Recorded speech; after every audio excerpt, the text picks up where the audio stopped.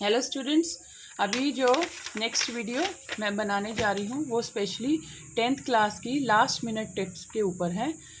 ये जो वीडियो है, आज की जो वीडियो है, ये स्पेशली न्यूमेरिकल्स के ऊपर है। मैंने देखा है बच्चों ने सारा सिलेबस तो कर ही लिया है। ठीक है, 10th का कल एग्ज़ाम है साइंस का, तो बच्चों को बहुत कुछ आता है, बहुत कुछ। बट पता क्या होता है, सब कुछ आते हुए भी फिर भी कहीं आपको कॉन्फिडेंस नहीं आ पाता है। कॉन्फिडेंस क्यों नहीं आ पाता है? This may be due to the lack of the practice. ठीक है, तो मैं आज आपको फिज़िक्स का जो टॉपिक है, जो आपका मेन टॉपिक है इस टर्मिनल एग्ज़ाम में, सेमेस्टर एग्ज़ाम में, sorry not terminal, semester exam में जो आपका मेन टॉपिक है इलेक्ट्रिसिटी का चैप्टर है, तो उससे रिलेटेड कैसे आपने न्यूमेरिकल्स को हैंडल करना है और कैसे कैसे क्वांटिटीज़ को देख के फॉर्मूला अप्लाई करना है, वो आज मैं आपको करवाऊंगी। तो बेटा इलेक्ट्रिसिटी के चैप्टर में आपको सब कुछ क्लियर होगा। तो आपने जहाँ से शुरू किया था, तो सबसे पहले तो आपको पता होना चाहिए कि आपने कौन कौन से न्यूमेरिकल सॉरी नॉट फार्मूलाज कौन कौन से आपको इसमें सिखाए गए। अगर आपको फार्मूला पता होगा then you are able to do the numerical. So जो फर्स्ट फार्मूला है इलेक्ट्रिसिटी में, आपने करंट निकालने का करा है, that is I is use for current, Q upon T, जिसमें Q क्या होता है? Q is the charge. ठीक है, अगर Q की वैल्यू निकालनी होती है तो एन ई के फार्मूले से निकल जाता है। What is an? एन होता है, इसमें क्या होता है? एन। एन कुछ भी हो सकता है, कितने नंबर ऑफ चार्जेस हैं, और ई क्या है? चार्ज ऑफ एन इलेक्ट्रॉन, जो कि फिक्स होता है, जिसकी वैल्यू क्या है? 1.6 इंटू 10⁻⁻19 कूलम। सो ये तो बहुत कम यूज़ होता है, आ भी जाता है कई कई बार, बट ये फार्मूला है, ये आपको आना ज़रूरी है। That is for current. Current के लिए Q अपॉन टी, Q का मतलब है चार्ज, आपको वैल्यू दी होगी, upon T, T is the time, कितने टाइम के लिए चार्ज फ्लो कर रहा है सर्किट में, जिससे आप करंट की वैल्यू निकालेंगे। और स्पेशली इसका यूनिट क्या है करंट का? एम्पियर। एम्पियर, एम्पियर में आपको करंट निकालनी है always. So 1 ampere is equal to 1 coulomb 1 second. ठीक है, तो इसमें डेफिनेशन भी आ जाती है। Okay, what is 1 ampere? Okay, so it is the unit of current. इसके बाद जो आपने न्यूमेरिकल निकालने के लिए फार्मूला करना है, वो है आपका फार्मूला पोटेंशियल डिफरेंस का, that is V. V is use for electric potential, potential difference, आप कुछ भी यूज़ कर सकते हो। तो ये पोटेंशियल डिफरेंस क्या होता है, इलेक्ट्रिक पोटेंशियल डिफरेंस क्या होता है कि ये जो दो पॉइंट्स के बीच का जो है कंडक्टर में, दो पॉइंट्स के बीच में डिफरेंस होता है, जिसके अकॉर्डिंग करंट फ्लो करेगी। ठीक है, तो वो करंट कैसे फ्लो करेगी? अगर काम होगा, वर्क डन होगा, किसके ऊपर काम होगा? चार्ज को फ्लो करने में। चार्ज फ्लो करेगा तभी इलेक्ट्रिसिटी प्रोड्यूस होगी ना। So what is V? V is for electric potential difference, and it इसको अगर कभी कैलकुलेट करना है तो कैसे? Work done upon charge. Charge means Q. W for work done, Q for charge, and V for potential difference. अगर आपने W work done की वैल्यू निकालनी है तो आप किस फार्मूले से निकालोगे? V Q से। ठीक है, तो ये आपको ये सारी टर्म्स क्लियर होनी चाहिए, तभी आप न्यूमेरिकल निकाल पाओगे। ओके, तो इसमें अगर आप इसका वो यूनिट देखोगे तो 1 volt is equal to 1 joule 1 coulomb, तो इसकी भी आपको डेफिनेशन आ सकती है। तो जो यूनिट है जो इलेक्ट्रिक पोटेंशियल का, उसको वोल्ट किया जाता है, वोल्ट कहा जाता है, क्योंकि इसको लेजेंड्रो वोल्टा ने डिस्कवर किया था। ओके, सो ये आपको फार्मूला भी आना ज़रूरी है, V is equal to W upon Q. Very very important. ठीक है, दो दो फार्मूले करवा दिए मैंने, I is equal to Q upon T. ठीक है, एक मैंने कराया I is equal to Q upon T, very important, और दूसरा मैंने कराया है V is equal to W upon Q. हम टर्न बाय टर्न चलते हैं, उसके बाद आपका जो मेन टॉपिक है यहाँ पर आता है इस चैप्टर में, वो है हमारा Ohm's law, very important.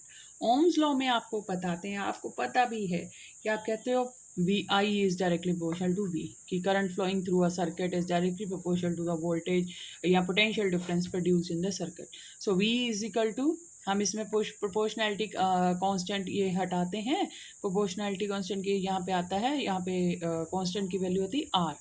So V is equal to I R. तो ये फार्मूला भी बहुत इंपॉर्टेंट है जब आपने किसी भी आर की वैल्यू निकालनी हो। What is are? आर इसमें है रेजिस्टेंस, आई आपको पता है करंट, और वी आपको पता है वोल्टेज या पोटेंशियल डिफरेंस, कुछ भी यूज़ कर सकते हैं। आर की जो आपको वैल्यू दी होगी ओम में दी होगी, और करंट की आपको वैल्यू दी होगी एमीटर में, एम्पियर में, नॉट एमीटर, एम्पियर में दी होगी, और पोटेंशियल डिफरेंस की वैल्यू दी होगी वोल्ट में। ये आपको पता होना ज़रूरी है। अगर आपको पता होगा तभी तो आप फार्मूला अप्लाई करोगे कि आपसे पूछा क्या गया निकालने के लिए और आपने क्या निकालना है, और उसके according what are the given quantities to you, आपको कौन सी क्वांटिटी गिवन है तो आपने वैल्यू पुट करनी है and get the answer accordingly if you know the units of the all the quantity, physical quantities. Okay, जो इसके बाद जो नेक्स्ट आपका जो इस चैप्टर में जो आपका मेन एक और बहुत ही इम्पॉर्टेंट टॉपिक है जो है रेजिस्टिविटी का। रेजिस्टिविटी का concept is related to the resistance. आपको रेजिस्टेंस पता होने चाहिए कौन कौन से फैक्टर पे डिपेंड करती है, ये आपको आपके टीचर्स ने बहुत अच्छी तरह समझाया होगा। ये फर्स्ट फार्मूला है, ये सेकंड फार्मूला है, इसको आप राइट डाउन कर लो अपने अकॉर्डिंगली, और ये fourth formula, third and fourth. R निकालने का बहुत ही ज़्यादा, ये आर या कह सकते हो रेजिस्टेंस निकालने का भी, रेजिस्टिविटी स्पेशली निकालने का बहुत ही इंपॉर्टेंट फार्मूला है, जिसमें बताया गया है कि रेजिस्टेंस जो होती है ऑफर्ड बाय द सर्किट वो किस किस के ऊपर डिपेंड करती है। मैं आपको पहले शुरू से बता देती हूँ। एक तो लेंथ के ऊपर डिपेंड करती है directly, length is more, resistance is more. Area of the cross section के ऊपर डिपेंड करती है। So when you remove this proportionality constant तो इज इक्वल टू लेके आते हो तो आपको ये वैल्यू मिलती है रेजिस्टिविटी की। सो this is the resistivity. Area आपको पता है वायर का कैसे निकालना है, पाई आर स्क्वायर लगा के, ठीक है, उससे आप इसका पाई डी स्क्वायर बाय 4 लगा के भी आप एरिया निकाल सकते हो, then get the value accordingly. तो इसमें आपको यूनिट मैंने आर की बता सकती है, आर की यूनिट ओम में होगी। रेजिस्टिविटी की आपको बताती हूँ मैं लेंथ की मीटर में, और एरिया की, एरिया कैसे होता है मीटर स्क्वायर। आपको मैं रेजिस्टिविटी की अब यूनिट बताती हूँ कैसे निकालनी है बेटा।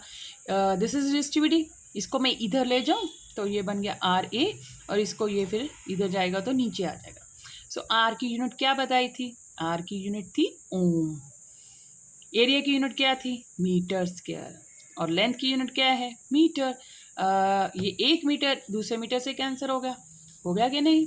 तो यो रो की यूनिट क्या आ गई, रो की यूनिट आ गई ohm metre. This is ohm. Ohm scientist ने ये ओम्स लॉ दिया था, उसके अकॉर्डिंग तभी रेजिस्टेंस डिस्कवर हुई थी, तो तभी रेजिस्टेंस का यूनिट क्या हो गया, ओम। सो रेजिस्टिविटी की यूनिट होगी ओम मीटर। सो रेजिस्टिविटी क्या होती है, resistivity depends upon the nature of the material of the conductor and also on temperature. तो ये टेम्परेचर के साथ चेंज होती रहती है रेजिस्टिविटी ऑफ ए मटेरियल। जिसको डिफाइन करना होता है, it is defined as a, what is this, it's defined by the resistance offered by the cube of a material of side 1 meter when current flowing perpendicular to the opposite faces of the cube। तो आप इसको अपने तरीके से जैसे जैसे आपको सिखाया गया वैसे डिफाइन कर सकते हो। मैं तो आपको यहाँ पे बैठी हूँ टिप्स बताने के लिए, न्यूमेरिकल टिप्स। न्यूमेरिकल टिप्स का मतलब है आपको गिवन क्वांटिटीज़ पता है, यूनिट्स पता है किसका दिया गया है, उसके according you will apply the formula and gate the value and you will get the full marks obviously. तो इसके अलावा जो हमारा 4 मैंने आपको टॉपिक बता दिए हैं, 5वां टॉपिक आपको सबको आता ही होगा आई थिंक। 5वां तो बच्चों को बहुत इजीली आता होता है कि जब नंबर ऑफ रेजिस्टेंस सीरीज में लगे हों, इस तरीके से number of resistor when they are connected in series to a battery, ठीक है, and when they are connected in parallel. बेटा इसमें बहुत ही इंपॉर्टेंट बात है, शायद ही किसी बच्चे को ना आती हो, वैसे तो मुझे लगता है सबको आती होगी। नंबर ऑफ रेजिस्टेंस जब सीरीज में लगे हैं R1 R2 R3 और जब पैरेलल में लगे हैं, तो इसमें अगर एक चीज़ आपको याद होगी ना तो आपको कभी धोखा नहीं खाओगे कि जब सीरीज में लगे हैं, जब रेजिस्टेंस सीरीज में लगे हैं, तब उनमें बेटा करंट जो है वो सेम जा रही है, करंट इज सेम। ये आप ये फैक्ट लिख लो, आपके बहुत काम आने वाले। जो रेजिस्टेंस जब सीरीज में लगे हैं ना, सीरीज में, तो करंट क्या होगी, सेम होगी, तब उनमें सेम करंट फ्लो हो रही है जब सीरीज में है। और उनमें जो देखो 2 चीज़ें हमने मेजर करनी है, करंट एंड वोल्टेज, इससे ही आपकी वैल्यू होती है। तो सीरीज में आपकी जो करंट है वो सेम होगी, वोल्टेज क्या होगी, पोटेंशियल डिफरेंस जो अलग अलग प्रोड्यूस करेगा दैट इज डिफरेंट, अलग अलग रेजिस्टेंस अलग अलग ऑफर करेगा। अब यहाँ पे देखो पैरेलल में क्या है, पैरेलल में बेटा वेरी इंपॉर्टेंट है, पैरेलल में क्या है, करंट जो है डिफरेंट हो जाएगी, बढ़ जाएगी, I1 I2 एंड I3। तो करंट बढ़ गई, तो करंट क्या है, डिफरेंट है पैरेलल में। पैरेलल सर्किट में करंट डिफरेंट है, वोल्टेज क्या है, सेम रहेगी, सेम वोल्टेज से ये कनेक्ट होंगे all three resistors. So series में अगर आप लोगों को टोटल इफेक्टिव रेजिस्टेंस निकालनी है, इक्विवेलेंट रेजिस्टेंस, इसके लिए दो नाम होते हैं, इक्विवेलेंट रेजिस्टेंस लेते हैं कहते हैं या टोटल इफेक्टिव रेजिस्टेंस बोल देते हैं। तो अगर आपने निकालनी है तो you will get the value of the total effective resistance by adding the all the three resistance values. And अगर आपको पैरेलल में टोटल इफेक्टिव रेजिस्टेंस निकालनी है तो you have to sum the reciprocal of all three resistors, reciprocal sum of all three resistors, you then you will get the value of equivalent resistance in parallel. It's very very important, ये दोनों ही जो फार्मूले हैं important हैं, ठीक है। आगे जो है इस चैप्टर का जो है सीरीज एंड पैरेलल के बाद भी एक मेन टॉपिक रह जाता है, बच्चों को लगता है यहाँ पे आके ख़त्म हो गया, नो, जो लास्ट टॉपिक है वो इससे भी ज़्यादा इम्पॉर्टेंट है। वो होता है बेटा हमारा जो टॉपिक है मेन, वो है हमारा पावर का, पावर का टॉपिक। तो मैं तो इधर से ही शुरू कराती हूँ। वैसे हीट एनर्जी कहते हैं, हीट एनर्जी, एनर्जी आपने 9th क्लास में पढ़ा होगा, energy is the capacity to do work, पता है ना हम सबको, energy is the capacity to do work. तो यहाँ पे जो हीट एनर्जी है, तो यहाँ पे कौन सा कैपेसिटी है काम करने की, यहाँ पे चार्जेस ने काम करना है, चार्जेस ने काम करना है तभी तो करंट प्रोड्यूस होगी। तो सबसे पहले आपको पावर पता होना चाहिए। आपको पता है मशीन और ह्यूमन को अगर हम कंपेयर करें तो पावर अगर हम देखते हैं तो मशीन जो सेम काम है वो कम समय में कर देती है, पर ह्यूमन बीइंग को थोड़ा सा टाइम लगता है। सो पावर पता लगता है हम कैसे, कि किसी बंदे ने कितना काम करा, कितना वर्क डन करा, उसको कितना टाइम लगा उस काम को करने के लिए। तो इससे हम साइंटिफिक लैंग्वेज में पावर निकालते हैं, work done upon time taken, ठीक है। तो यहाँ पर अगर पावर आपने निकालनी है किसी अप्लायंस की तो उसमें कितने चार्जेस को फ्लो करने में वर्क डन हुआ अपॉन टाइम से आप निकाल सकते हो। यहाँ पे वर्क डन जो है मैंने आपको पिछले पेज में बताया था कि W is equal to V Q के बराबर होता है, potential difference upon into charge. So I will put the value of W here. So this is power, यहाँ तक मैं पावर में चल रही हूँ। बहुत इंपॉर्टेंट है बेटा ये टॉपिक, ध्यान से समझना। So V is equal to Q upon T आ गया। क्यू अपॉन टी जो है वो हमें पता है करंट के लिए है, यूज़ होता है। करंट अगर आपने निकालनी है तो क्यू अपॉन टी करिए and you will get the value of current. So power का एक तो ये फॉर्मूला, अगर आपको पावर निकालने के लिए बोले तो देखो बेटा, पावर का ये नहीं है आपको आप ये फॉर्मूला आ गया चलो जी मैं तो पावर निकाल दूंगा, नो। पावर में अगर आप V की वैल्यू पुट कर दो, V की वैल्यू क्या थी, V is equal to I R थी ना। सो अब V की वैल्यू आई आर पुट कर दो, पावर का फॉर्मूला आई स्क्वायर आर बन गया। तो यहाँ पे आके भी नहीं खत्म हुआ, अभी एक और है तीसरा फॉर्मूला, क्या, अगर आई की वैल्यू अगर आप V बाय आर भर दो, V is equal to I R से आई इधर है, V अपॉन आर कर दें तो यहाँ पे वैल्यू आई की जगह पे power is equal to V into V by R कर दें तो फार्मूला क्या मिल जाएगा, V स्क्वायर बार आर। तो बेटा पावर के आपने 2-3 फार्मूले हैं, तीनों फार्मूले एक दूसरे से इंटरलिंक्ड हैं, इससे ही ड्राइव किए गए हैं। आपने पहले देखना है न्यूमेरिकल में आपको दिया क्या है, आपको वोल्टेज दिए, करंट दिए, पावर, वेरी इजी। आपको करंट दिए, रेजिस्टेंस दिए, पावर, ये फार्मूला लगाओ। अगर आपको वोल्टेज दिए, रेजिस्टेंस दिए, करंट नहीं दिया है तो आप ये फार्मूला लगाओ। सो आपने न्यूमेरिकल निकालते वक्त देखना है कि आपको दिया क्या है, आपको जो दिया गया है उसके अकॉर्डिंग आपने अपने न्यूमेरिकल्स की वैल्यू पुट करके आंसर लेने हैं और आपको क्या पूछा गया है, ठीक है। समझ आ गया यहाँ तक, ठीक है ना, वेरी इंपॉर्टेंट। तो बहुत इंपॉर्टेंट टॉपिक है, अगर आपको ये क्लियर हो गया ना तो आप सारे न्यूमेरिकल कर लोगे पावर वगैरह के। इसके बाद जो आपका लास्ट टॉपिक आया था इसमें एनर्जी का, एनर्जी मैंने बताया था energy is the capacity to do work. तो यहाँ पे ये काम हो रहा है ना, work done. So work done is equal to P into T मैं कहती हूँ, यानी कैपिटल टी ले लो, स्मॉल टी ले लो, whatever you want. Work done is the store in the form of energy. तो यहाँ पे कौन सी एनर्जी है, हीट एनर्जी। तो पावर की वैल्यू क्या है, पावर की मैं ये भर दूँ या ये भर दूँ या ये भर दूँ, कुछ भी भर दूँ, मेरी मर्जी है। तो मैं ये भरती हूँ आई स्क्वायर आर टी, तो ये हीट एनर्जी आ गई। हीट एनर्जी किसी भी अप्लायंस में कितनी डिसिपेटेड होती है वो डिपेंड करती है square of the current flowing through the circuit, resistance offered by the circuit and the time taken, कितने टाइम के लिए फ्लो करता है।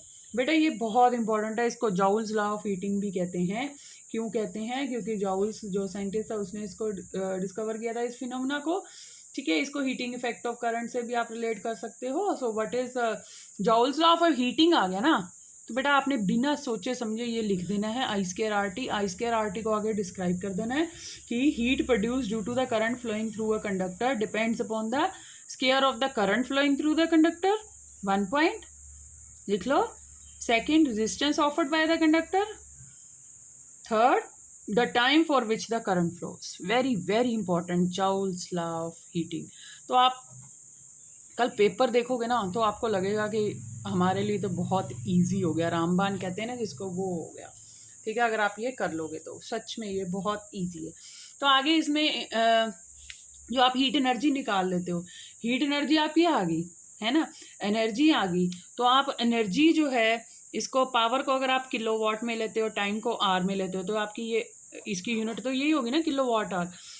तो बेटा ये जो एनर्जी की यूनिट है इसको आप एक 1 किलोवाट आवर को, मैं आपको दूसरे पेज पे समझा देते हैं, यहाँ पे सारा नहीं तो मिक्स हो जाएगा। ये अगला टॉपिक भी बहुत इंपॉर्टेंट है, अगर आपने बिजली का बिल निकालना हो ना कैसे निकालना है तो वो सिखाने वाली हूँ मैं। 1 किलोवाट आवर एनर्जी आपने निकाल ली, 1 किलोवाट आवर, ठीक है। तो ये एक 1 किलोवाट आवर एक यूनिट के बराबर होता है, जो हमारे घरों में यूनिट फूका जाता है ना एनर्जी का, तो वो। तो आपको जब पावर दी होगी ना, स्पेशली वॉट्स में दे देते हैं, बच्चे कंफ्यूज हो जाते हैं अब ये कैसे निकालूं, तो आपको पूछ लेते हैं कि आप कॉस्ट ऑफ द यूनिट निकालो। आपको एक एग्जांपल देके मैं समझा भी दूंगी। तो कैसे होता है, 1 किलोवाट आवर में 1 यूनिट होता है। तो आपको क्या करना होता है, पहले पावर दी है या टाइम दिया होगा, उस दोनों को मल्टीप्लाई करके यूनिट को चेंज करना जरूरी है, वाट को किलोवाट में करना है। अगर आपको सेकंड्स में दिया है या मिनट्स में दिया है, टाइम को आर में चेंज करना है।